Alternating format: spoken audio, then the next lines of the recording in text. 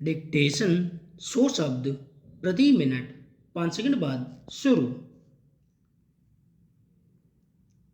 शुरू। हमारे सुविधाजनक जीवन की बुनियाद प्रकृति है, लेकिन हमारे जीवन में प्रकृति अनुपस्थित होती गई है। बाकी तो छोड़ दिया जाए तो पक्षी हमारे आसपास की जिंदगी हुआ करते थे, वे आज हमसे दूर होते जा रहे हैं। जबकि पक्षियों की प्राकृतिक अहमियत को देखते हुए पक्षियों का ध्यान रखना आवश्यक है।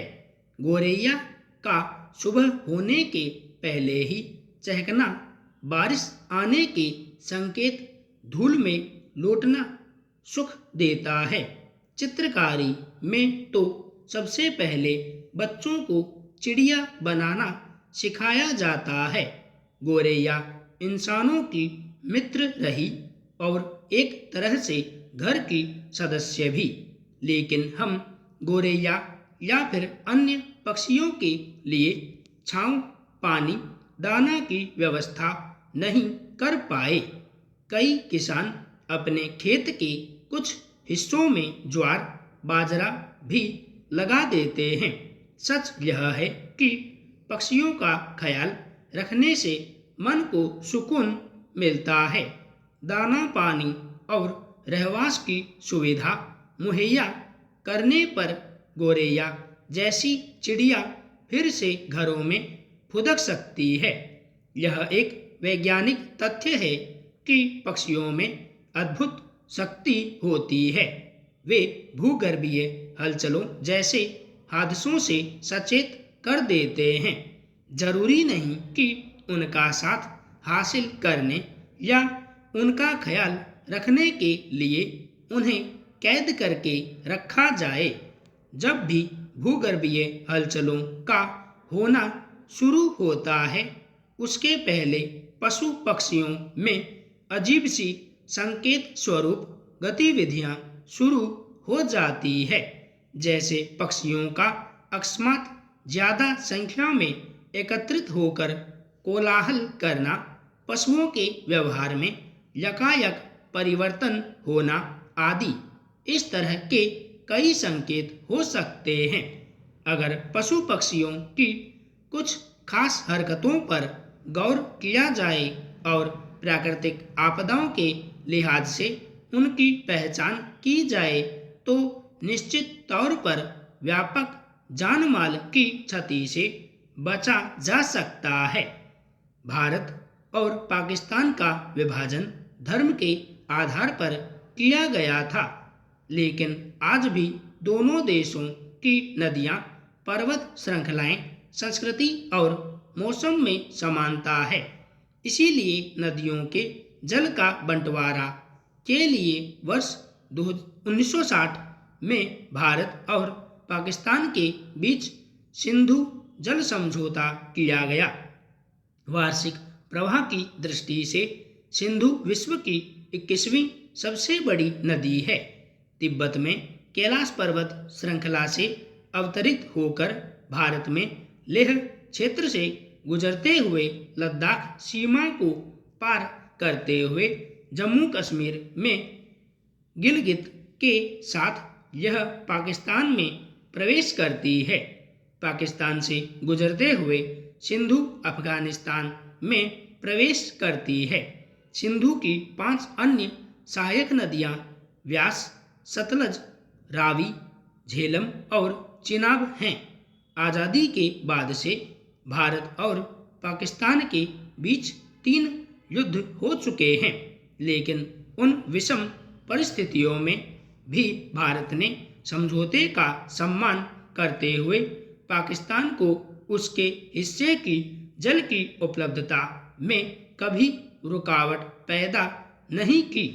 भारत की पनबिजली परियोजनाओं पर पाकिस्तान की आपत्ति के बाद भारत सरकार द्वारा पाकिस्तान को सिंधु जल संधि में संशोधन के लिए नोटिस भेजना लाजिमी है।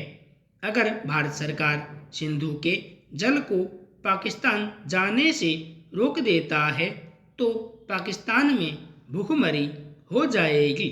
लेकिन जल को रोकना अंतर्राष्ट्रीय कानूनों का उल्लंघन होगा, जिससे भारत की भी मुश्किलें बढ़ जाएंगी। पाकिस्तान की हरकतों को देखते हुए सिंधु जल संधि में संशोधन अनिवार्य है।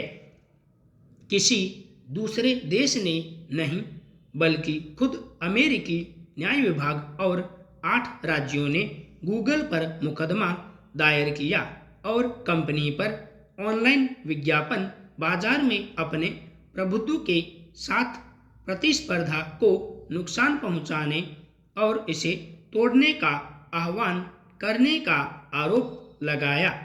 यह कदम किसी बड़ी तकनीकी कंपनी के खिलाफ बाइडेन प्रशासन के पहले केस को चिन्हित करता है।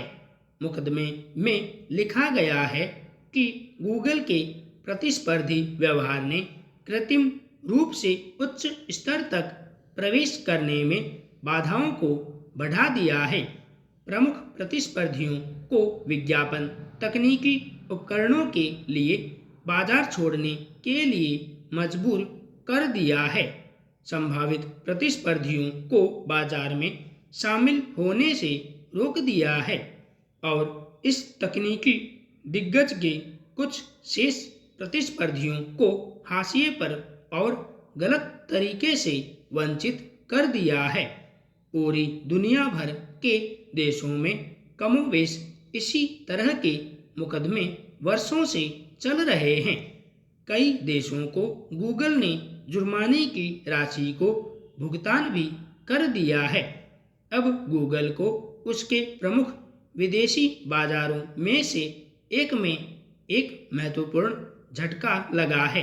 भारत के सर्वोच्च न्यायालय ने एक अविश्वास आदेश को रोकने से इनकार कर दिया, जिसके लिए एंड्रॉयड निर्माता को परिवर्तनों की एक श्रृंखला बनाने की आवश्यकता होती है, जो इसकी वित्तीय व्यवहार्यता को कम कर सकती है।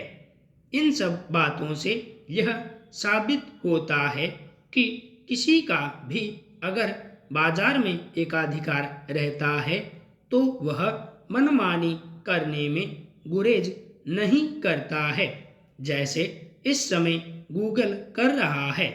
अब समय आ गया है कि इसे लेकर एक सख्त नियमन तय किया जाए।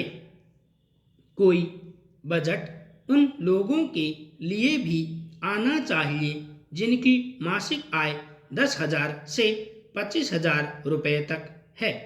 किसी बजट में आटा, दाल, चीनी, दूध, फल सब्जियों के दाम कम होने का भी जिक्र होना चाहिए।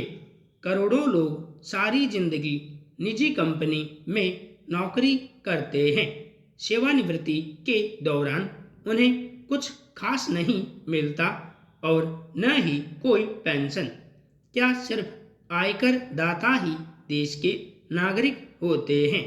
क्या कम आय वाले लोग देश के नागरिक नहीं होते? दिल्ली में संगठित क्षेत्र माने जाने वाले कुछ संस्थानों में साफ सफाई का काम करने वाले को मात्र 9,000 रुपये मासिक मिलते हैं। छुट्टी के पैसे कटते हैं।